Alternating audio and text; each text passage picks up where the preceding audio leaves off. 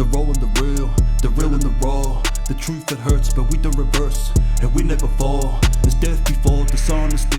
Zap Dog, aka the Pedigree, coming to you with the raw and the real. But today, I've had a few requests about my prospecting career.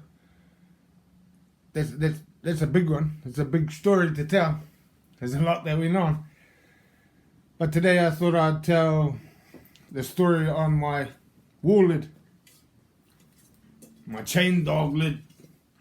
It's got another name. But once I found out what that name meant, I didn't call it that anymore. So, I'll tell the story on my wall lid. It started off, I was having a beer with an older dog, or the Omen. If anybody's following my stories, they would have heard of the Omen. So we're having a beer and we're drinking Ngāhere Gold. Now, everyone probably heard of Ngāhere Gold now, which is 7.2%. But back then, before they made it in the bottles, it was 14%. So it was some mean beer. It was actually a German beer.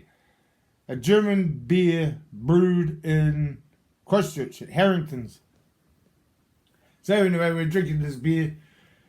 As you know, pretty strong 14%. Yeah, there was no cheating. Omen wasn't cheating, so he didn't have any substances to keep him on track. So he got pretty trashed. Anyway, some gifts started coming my way. And I was into gifts. I was into gifts, alright. I did a lot of work for the dog and got nothing out of it. So, in his drunken ways, the truth comes out.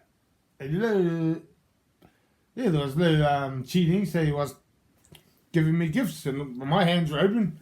They're definitely open. I was getting back what some of the work I put in. So I got a German sword, some badges, and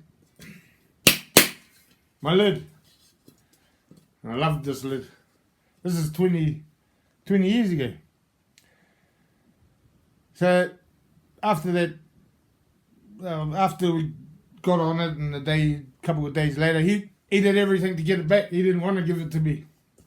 He did everything to get it back in his how he could, and he tried all his persuading, and he couldn't do the intimidation on me, because if something was mine, I'd fight to the death for it every time. I wasn't scared of anyone, as I've said before, and anybody that's listening now, when you're not afraid of dying, then you fight for what you got, and I would have. He knew that. So anyway, I said you could have this back, or you could have the badges. He didn't want that. He wanted this. He didn't get it. So he didn't get that at all. So that's where I got this from. So, and I carried the story on a little bit. I add a bit of a war story with my crowd. My warlord, he had plenty of war stories. I'm just reading it here. I got a few notes, so I make sure I get it in order.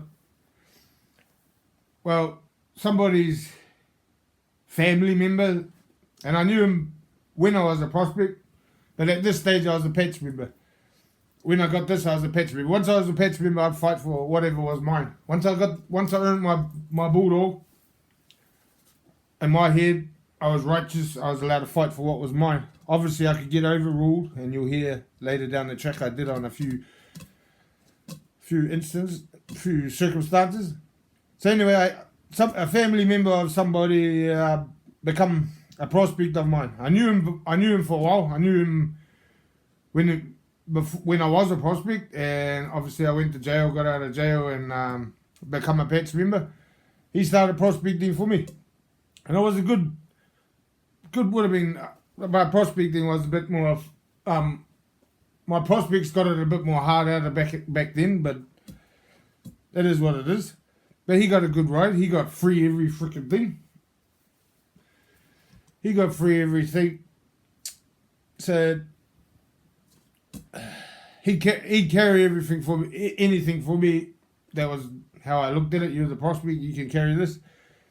And anyone that heard of the egg killer, my semi-automatic shotgun that I used to roam around with, it was either 6-shot or 8-shot, one up the barrel. I can't remember what it was, and I don't really care anymore. I haven't got it anymore.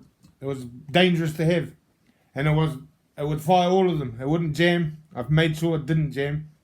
But anyway, he'd carry. One day he was carrying this, and we got pulled up, and the police pulled us up. I was like, here we go. This is going to go terribly wrong, dog. So I said, you just get. So when they pulled up, I flipped out and been a freaking maniac. I had my patch on, and back then the police weren't as trained as much as they are now. But they they all, well, one car, they obviously called for backup. They were trying to control me. I was being out the gate, but not too out the gate. But another car pulled up, and I was like playing the game. Oh, where's the fella that was in the car with you? What fella? Who are you talking about? That fella. He disappeared. Yeah, with the nigger killer in his pocket. With the egg killer in his pocket, in his pants. So, I hope that doesn't get me, what do you call it, no ads or whatever you call it. Probably for saying that word, but anyway. That's that part of the story. Anyway, he failed miserably. He got fried on that. He got his brain cooked and drifted off. And yeah, I didn't see him for a while. So by then, I went through my circumstances. I become a notorious patch member. He turned back up on the scene. Him and he had a crew of different Mongol mob members. It's like, hey, what's happening here? And most of these runaway members were no good anyway. No good. The story, I can't recall how it went. Yes, one of them ended up pawning a patch to a loan shark. So that was the end of them. They got shut down. So I wasn't into any of that. I'm trying to put it all together because it's so long ago, and there's so many stories, so many details to even this. But anyway, I'll get to the point I was getting to. So I was right against that. They got shut down. It was the end of that. And then they got it. Oh, I tried to go against it, but I got overridden. Who was I? From way down here, white fella. They're doing other clown activities, not just pawn their pets. But anyway, they got shut down, completely shut down all over. He got an opportunity to join Notorious because of who his family was, but I went against that fully went against it, and we had a bit of a meeting with it, and I was like, nah, this fella doesn't deserve to be with us. But anyway, I got outvoted about 19-1. I was the one. It hurts still now telling this story, but I went against everyone, and I got overridden by my chief at the time. He's passed now. R.I.P. to my chief. Well, since I got overridden and all the older dogs, and I was like, I got a spare pets in the car. And that's what actually happened to my my first patch, the vest. Now I remember that's what happened to it. So that ended up with this fella. So I said I got a patch for him in the car if he wants to wear that one until he works it out and gets him one. Well, he pissed me around, and I said, send a message to him, and this is miles away in another town. Send a message. Anyway, come back for another captain in a different flavoured or different coloured plastic bag. I said, what the hell is this? Where's my vest? Who gave him what? So I got my rockers, my patch back, and my side patch. Well, I didn't even know if I got all my side patches back. But I got the my patch, my rockers, back in a plastic bag, different coloured plastic bag that upset me as, threw somebody else past to me. So anyway, I had to wait till another, we had a big meeting, not about that, just we have meetings, obviously, every organisation, the warehouse, freaking every company has a meeting, so I had to wait to this meeting and to catch up with these people, because people don't want to catch up with you when they know they've done wrong. So I caught up with, well, the meeting was just before it was starting and everyone was coming in. I was sitting there, and this fella, here he comes. And he's giving me, trying to give me salutes, and I told him, hey, bro, don't come near me, bro. Don't come near me, bro. There was more, obviously, language involved in that. I said, hey, I'll tell you again, don't come near me. And he was trying to come up and apologise. He was like, oh, bro, I'm sorry, bro. Sorry, bro. I just took the cracklet off and bang on his head. Bang, bang, bang. Until he was on the ground doing the funky chicken.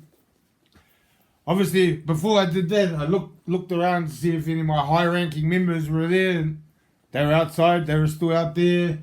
And the people in there, I didn't mind. So banged him over. He ended up doing the thing on the ground. I walked out and I was angry. I wanted to hurt him more.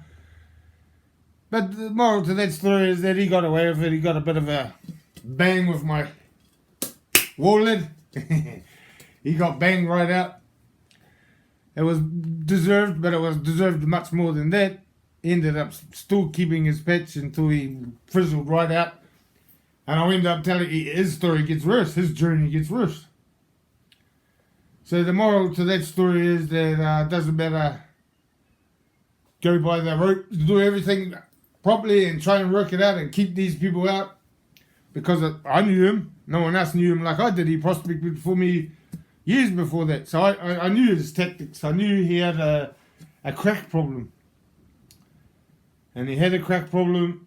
And he got another chance. And he got another chance. And then I shouldn't have gave him my vest. My pet. I shouldn't have gave it to him. I didn't give it to him. I gave it to my chief. And he gave it to him.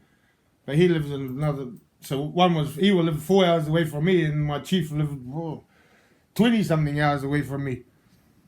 So anyway, that's the story on my wall lid. He's got a lot more stories, but there's one for you. That's Zap Dog, the raw and the real, out.